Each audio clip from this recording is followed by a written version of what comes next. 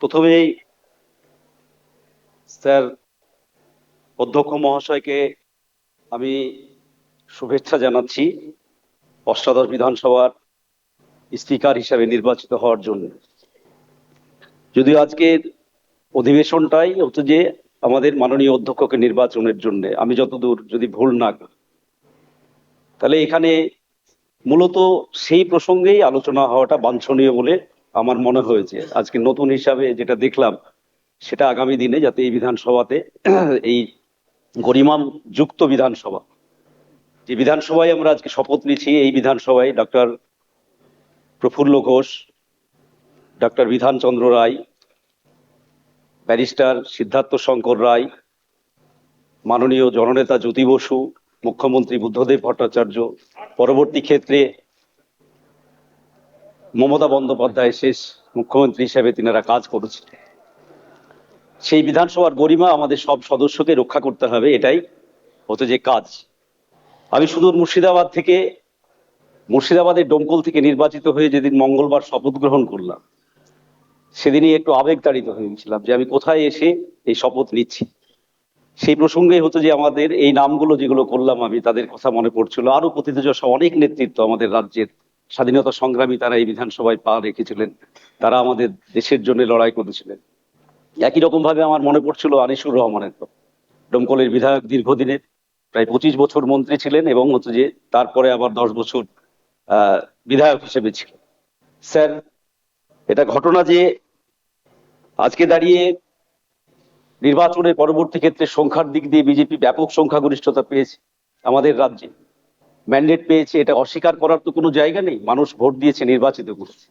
কিন্তু বিধানসভা বা লোকসভা আমরা জানি যে আমরা যে কথাগুলো শুনে এসেছি বা শিখে এসেছি রাষ্ট্রবিজ্ঞানে, সেটা হচ্ছে যে হাউস বিলংস টু অপোজিশন।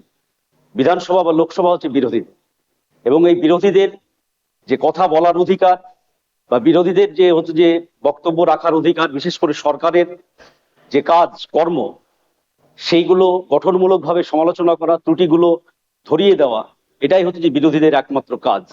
আমরা মনে করি যে হচ্ছে যে সরকারের দর্পণ হচ্ছে যে এই অধিবেশন কক্ষ, যার ফলে হচ্ছে যে আমরা, এটা কথা ঠিক, 34 বছর আমরা সরকার চালিয়েছি আমাদের, তারপরে আমরা গত নির্বাচনে শূন্য হয়েছিলাম।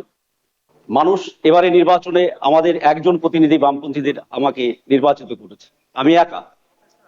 কিন্তু আমি মনে করি যে অধ্যক্ষ মহাশয়, আপনি সব সময় যা আমাদের ভারতবর্ষের সংসদীয় রাজনীতি, কখনোই কথা অস্বীকার করা যাবে না, আমি যে দল থেকে বিলংস করছি, ভারতের সংসদীয় রাজনীতিতে সেই দলের আলোচনা ছাড়া সংসদীয় রাজনীতি পরিপুষ্টতা লাভ করবে, এটা আমি অন্তত মনে করি না। আমি তাই গর্বের সঙ্গে বলছি, ভারতবর্ষের সংসদে যদি স্বাধীনতার পর স্পিকার নিয়ে আলোচনা হয়, তাহলে নিশ্চিতভাবে এক বাক্যে সবাই স্বীকার করবেন 2-5 জনের মধ্যে অন্যতম সোমনাথ চট্টোপাধ্যায়, এর নাম সর্বাগ্রে আলোচিত হবে। একই রকম ভাবে এই বিধানসভায় দীর্ঘ 29 বছর ধরে বিধানসভাতে স্পিকারের ভূমিকা পালন করেছে হাসিম আব্দুল খালেক। দল মত নির্বিশেষে আমরা যে মতেরই হই না কেন, বিধানসভায় স্পিকার কেমন হবে যদি এটা জিজ্ঞাসা করা যায়, তাহলে নিশ্চিতভাবে সবাই এক বাক্যে স্বীকার করবেন হাসিম আব্দুল হালিমের মতো স্পিকার হওয়া উচিত।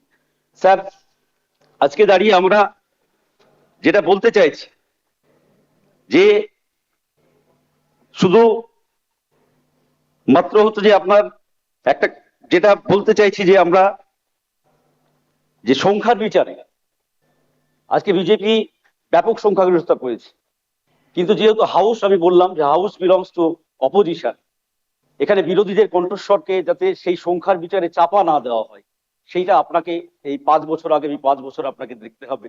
এটা আমার দলের পক্ষ থেকে, আমার পক্ষ থেকে হচ্ছে যে অনুরোধ। একই রকম ভাবে সংখ্যা না, গঠনমূলক হচ্ছে যে সমালোচনা, সবার সমানাধিকার এই বিধানসভাতে, তারপর হচ্ছে যে গণতান্ত্রিক অধিকার, সেইগুলো যাতে এই বিধানসভাতে প্রতিষ্ঠিত হয়, তা অভিভাবকের মতো আপনি যদি দেখেন, তবে আগামী দিনে আমাদের রাজ্যের যে গণতান্ত্রিক গরিমা, যা আমি মনে করি ব্যক্তিগতভাবে এবং আমরা দলগতভাবে, যা গত 15 বছর ধরে এই বিধানসভাতে এবং বিধানসভার বাইরে ধূলিসাৎ করা হয়েছে, আমরা অনুরোধ করব আপনার মাধ্যমে সেই এই বিধানসভার গরিমা। আমরা দেখেছি এই বিধানসভাতে বিধানসভার সদস্যদেরকে আক্রমণ করা। সংক্ষেপে করুন, সংক্ষেপে। হ্যাঁ, সংক্ষেপে। ও সরি সংক্ষেপে।